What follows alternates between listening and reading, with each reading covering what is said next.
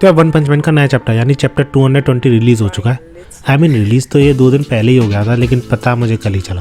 खैर, ये चैप्टर बड़े ही अलग तरीके से लिंक करता है पिछले चैप्टर से, क्योंकि इस चैप्टर में हमें आगे की चीज तो दिखाई जाती है, लेकिन उससे ही पहले हमें वो सीन दिखाया जाता है जब सेइटामा अमाईमास को उड़ा के ले गया था। उस टाइम पे क्या क्या चीजें हुई थी वो सारी चीजें शो करी जाती हैं। एंड इसी के साथ साथ चैप्टर के एंड में हमें ये भी शो कराया जाता है कि सेइटामा को भी ऑफर मिल चुका है नियो हीरोज की तरफ से। और छोटी मोटी पोजीशन के लिए ऑफर नहीं मिलता है, कार्डरे लेवल पोजीशन के लिए ऑफर मिलता है, यानी टॉप हीरोज वाली पोजीशन के लिए। अब सेइटामा नियो हीरोज को ज्वाइन करेगा कि नहीं ऐसे ऑफर के साथ, ये तो मैं तुम्हें एक्सप्लेन करूंगा ही, लेकिन इसी के साथ साथ ये भी एक्सप्लेन करूंगा कि आखिर क्यों नियो हीरोज ऐसी पोजीशन ऑफर कर रहे हैं सेइटामा को, जबकि सेइटामा इस पॉइंट ऑफ टाइम पे सिर्फ ए क्लास हीरो है। So if you interested keep watching.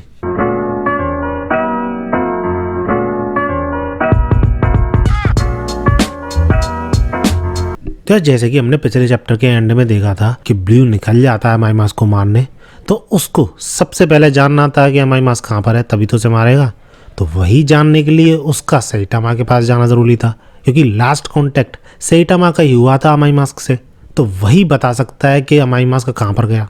At least यही चीज़ मुझे लग रही थी उस चैप्टर तक, लेकिन इस चैप्टर में ये सारी चीज़ गलत प्रूफ हो जाती है, क्योंकि ब्लू बहुत पहले ही निकल जाता है अमाईमास को मारने, तभी जब अमाईमास की आइडेंटिटी रिवील हुई थी। हाँ, वो बात अलग है, जब तक वो पहुंचता है उस अम्यूजमेंट पार्क में तब तक ऑलरेडी सारी चीजें हो चुकी होती है और सेइटामा अमाईमास को उड़ा के ले जा रहा होता है। तो ये बंदा उसका पीछा करने लग जाता है, और जब ब्लू सेइटामा का पीछा कर रहा था तो उसे समझ में तो नहीं आ रहा था कि आखिर ये क्या चीज है, इतनी तेज कैसे भाग सकती है, वो भी एक मॉन्स्टर को अपने हाथ में लेते हुए। और ऐसा भी नहीं है कि वो जमीन पे भाग रहा है, सिर्फ बिल्डिंग पे छलांग मारते हुए इतनी ज्यादा स्पीड है उसकी। और क्योंकि कुछ ही टाइम में सेइटामा बहुत आगे निकल गया था इससे, इसलिए ब्लू को अपने सूट का यूज करना पड़ता है, वो भी अपनी सूट की ऐसी पावर का जिसका की यूज वो सिर्फ एक बार कर सकता है। और ऐसी पावर यूज करने के बाद वो सेइटामा के साथ कीप अप कर पाता है और उसके बहुत पास पहुंच जाता है। और ये सब तब है जब अपने टगलू को अंदाजा ही नहीं है कि उसका पीछा किया जा रहा है,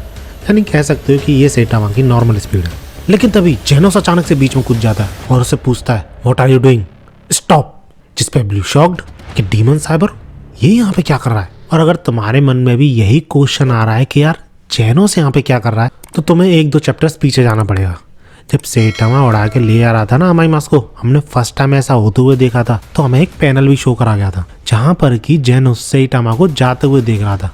तो हो सकता है जब वो सेइटामा को जाते हुए देख रहा था तो उसका पीछा करते हुए उसने ब्लू को भी देखा हो, जिस वजह से जेनोस भी पीछा करने लग गया हो ब्लू का। आई एम 100% श्योर यही हुआ होगा, वरना उस पैनल का मतलब क्या था। खैर, जब तक जेनोस पूछता दोबारा ब्लू से डेट हु आर यू, तब तक सेइटामा और अमाईमास गायब हो चुके होते हैं, बहुत दूर निकल जाते हैं, जिस वजह से ब्लू गुस्सा करने लग जाता है जेनोस पे कि तुम करना क्या चाहते हो, तुम्हें दिख नहीं रहा एक हीरो मॉन्स्टर को ले आ रहा उड़ाते हुए, और जहां मैं उस टकले को रोकने की कोशिश करने वाला था तुम मुझे रोकने पहुंच गए। आखिर तुम हीरो एसोसिएशन वाले करना क्या चाहते हो। सबसे पहले तो एक मॉन्स्टर को अपनी एसोसिएशन में आने दिया, उसके बाद उसी मॉन्स्टर को बचाने की भी कोशिश कर रहे हो, और सबसे बड़ी चीज जो कि ब्लू को समझ में नहीं आ रही थी कि वो टकला आखिर वो इतनी तेज कैसे दौड़ पा रहा है। और इसी के साथ फाइटिंग स्टेंस लेते हुए ब्लू बोलता है अपने आंसर्स दो जल्दी मुझे, और तुम्हारे आंसर के बेसिस पे ही मैं डिसाइड करूंगा कि ये चीज मुझे फाइट से रिजॉल्व करनी है या फिर पीसफुली। लेकिन जेनोस बीइंग लाइक जेनोस, बंदा एक सवाल का भी जवाब नहीं देता उसके,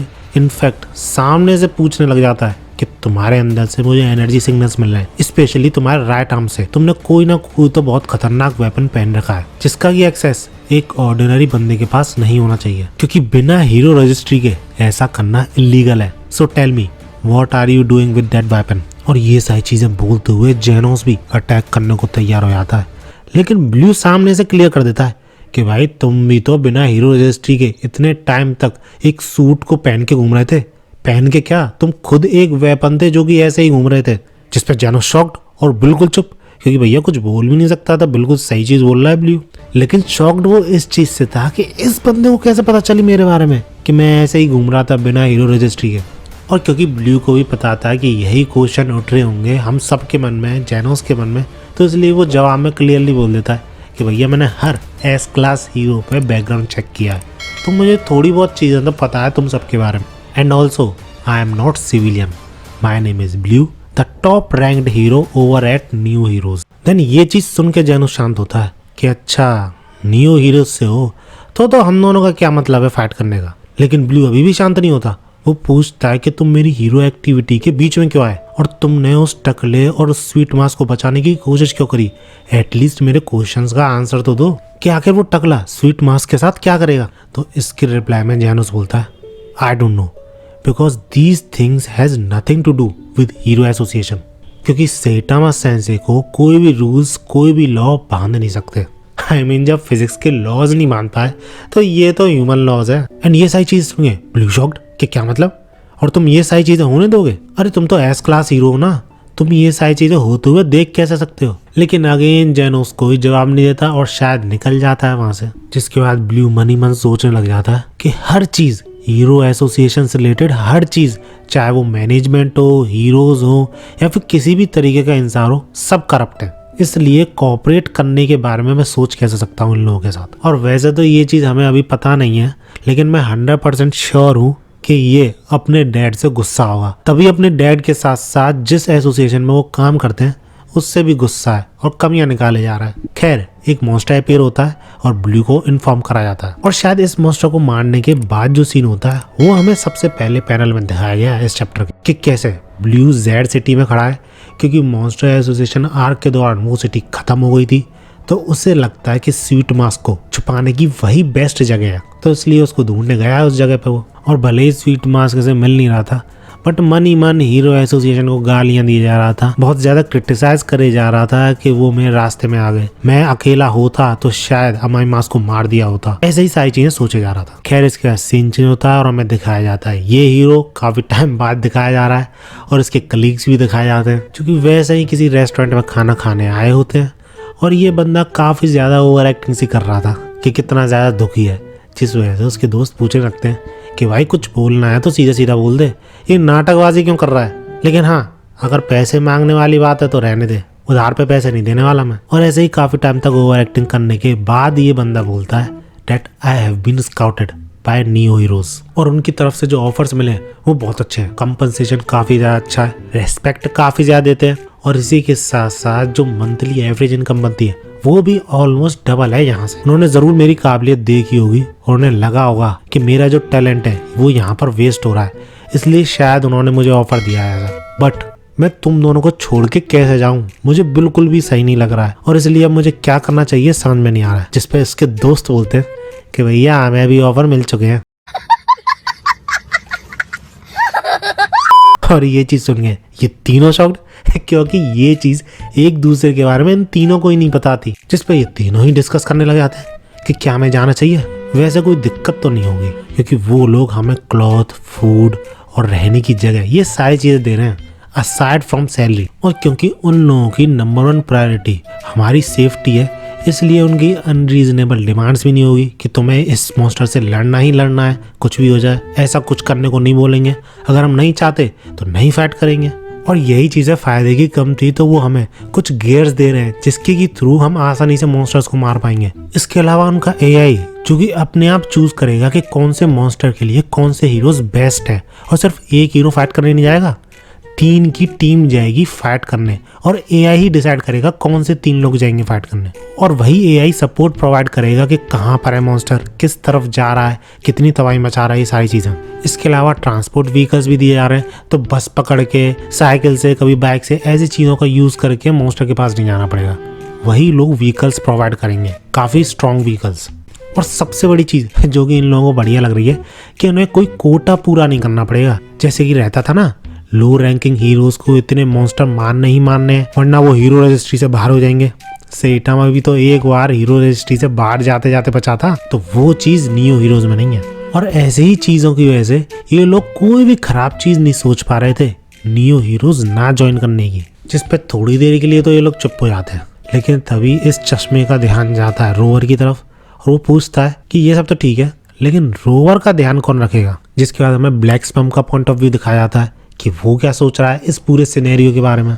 और अगर एक लाइन में मैं ब्लैक स्पम का ओपिनियन बताऊं तो वो ये है कि ये सारी चीजें उसके फेवर में काम कर रही हैं, क्योंकि ऐसे टाइम पे जब हीरोज को एकजुट होना चाहिए वो बट रहे हैं बिकॉज ऑफ 2 एसोसिएशंस। जिस वजह से ब्लैक स्पम को लगता है कि मॉन्स्टर एसोसिएशन जो थी उसका अटैक बिल्कुल वेस्ट तो नहीं गया है। हाँ वो जीत नहीं पाए, लेकिन उसने आम लोगों में डर बैठा दिया है कि क्या हीरोज भी इतने बड़े बड़े खतरों से उन्हें बचा सकते हैं। हीरोज को छोड़ो, जो हीरो एसोसिएशन है वो बचा पाएगी। और ब्लैक स्पम के अकॉर्डिंग ऐसे ही ओपिनियंस की वजह से नियो हीरोज का जन्म हुआ है, क्योंकि हीरो एसोसिएशन पे लोगों का ट्रस्ट कम हुआ है।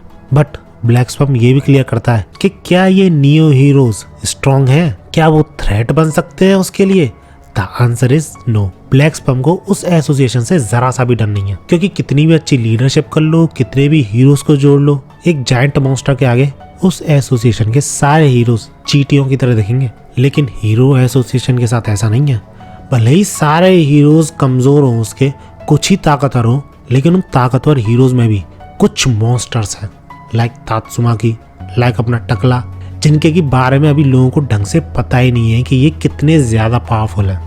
That's why compared to them, neo hero जरा सा भी डर पैदा नहीं करते उसके अंदर। और सही भी है यार, क्योंकि जब ये प्लेटिनम स्पम बना था तो ये कितना ज्यादा स्ट्रॉन्ग हो गया था, हम सबने देखा था। और अगर तुम्हें ये सारी चीजें नहीं समझ में आ रही है तो कुल मिला के मतलब ये है ब्लैक स्पम का कि नियो हीरोज हीरो एसोसिएशन को तोड़ने में मदद करेगी। और जब हीरो एसोसिएशन पूरी तरीके से टूट जाएगी, बंद हो जाएगी, तो नियो हीरोज में कोई ऐसा हीरो होगा ही नहीं जो कि उसे रोक सके, और तभी उसका बेस्ट टाइम होगा उभरने का। That's why current situation is beneficial to him. लेकिन फिलहाल की बात करें तो उसे डॉग फूड और बाकी चीजों से काम चलाना पड़ेगा, अपने आप को अंदर ही अंदर मल्टीप्लाई करना पड़ेगा। इतने में एंट्री होती है सैटामा की, जो कि डॉग फूड लेकर आ रहा था। लेकिन जब ये लोग उस डॉग फूड को देखते हैं तो बोलते हैं यार मैंने तुमसे कितना कहा है न्यूट्रिशियस डॉग फूड लाया करो, अच्छी क्वालिटी का, ये तुम कम प्राइस की सोच के कोई सा भी डॉग फूड उठा लाते हो।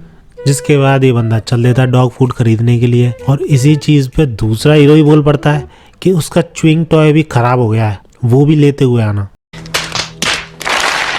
मुझे समझ में नहीं आ रहा कि ये सैटामा का डॉग है या इन तीनों का। खैर सैटामा की बात करें तो उससे ये चश्मा पूछता है कि सैटामा तुम पे भी ऑफर आया है क्या नियो हीरोज की तरफ से, जिस पर सैटामा मिला। क्या मतलब, किस चीज की बात कर रहे हो तुम। इतने में पीछे से चिल्लाते हुए कोई सैटामा का नाम पुकारता है। डेट ए क्लास हीरो केप्ट वाल्डी, हम यहाँ पे तुम्हें रिक्रूट करने आए हैं एज अ कार्डरे कैंडिडेट। जिसपे सैटामा को तो कुछ समझ में नहीं आता है क्या चल रहा है यहाँ पे, लेकिन ये दोनों शॉक हो जाते हैं क्योंकि कार्डरे कैंडिडेट बहुत बड़ी पोजीशन है नियो हीरोज में। एंड दैट्स हाउ ये चैप्टर खत्म हो जाता है। लेकिन रही बात मेरे ओपिनियन की कि क्या सैटामा नियो हीरोज को ज्वाइन करेगा, then the answer is no. क्योंकि सबसे पहली चीज तो ऑब्वियसली जेनोस से भी मना कर चुका है सैटामा, तो अभी भी उसका ओपिनियन बदलेगा नहीं। वो जहाँ है वहीं रहना चाहता है। इतना ज्यादा लेजी है बंदा कि एक एसोसिएशन से दूसरी एसोसिएशन में जाना ही नहीं चाहता। सेकंड रीजन ये है कि सैटामा को फर्क नहीं पड़ता कि वो कौन सी एसोसिएशन में, बस बंदे को अपनी हीरो एक्टिविटी करनी है फॉर फन। इसके बाद सेकंड क्वेश्चन आता है कि आखिर सैटामा को इतना बड़ा ट्रीटमेंट क्यों दिया रहा है, कार्डरे लेवल कैंडिडेट का ऑफर क्यों दिया गया उसे। तो इसके पीछे रीजन लग रहा है मुझे ब्लू का, क्योंकि उसी को पता है कि सैटामा किस तरीके से उछलते कूदते हुए जा रहा था, वो भी तब जब अमाइमास उसके हाथ में था। इसके अलावा सैटामा की पावर्स के बारे में भी काफी लोगों को पता लगने लग गया है, धीरे धीरे ही सही, लेकिन काफी लोगों को पता है, जिनमें से एक बंदा ये भी है जो कि तुम कह सकते हो कि नियो हीरोज को लीड कर रहा है। सारे डिसीजंस बड़े बड़े यही ले रहा है, तो हो सकता है सैटामा को ये पोजीशन ऑफर करने का डिसीजन भी इसी ने लिया हो। बाकी तुम्हें क्या लगता है क्या होगा आगे, मुझे कमेंट्स बताना। ये वीडियो अच्छी लगी तो लाइक जरूर करना है। ऐसे ही वीडियोस के लिए मेरे चैनल को सब्सक्राइब कर लेना। मिलते हैं अगली वीडियो में। और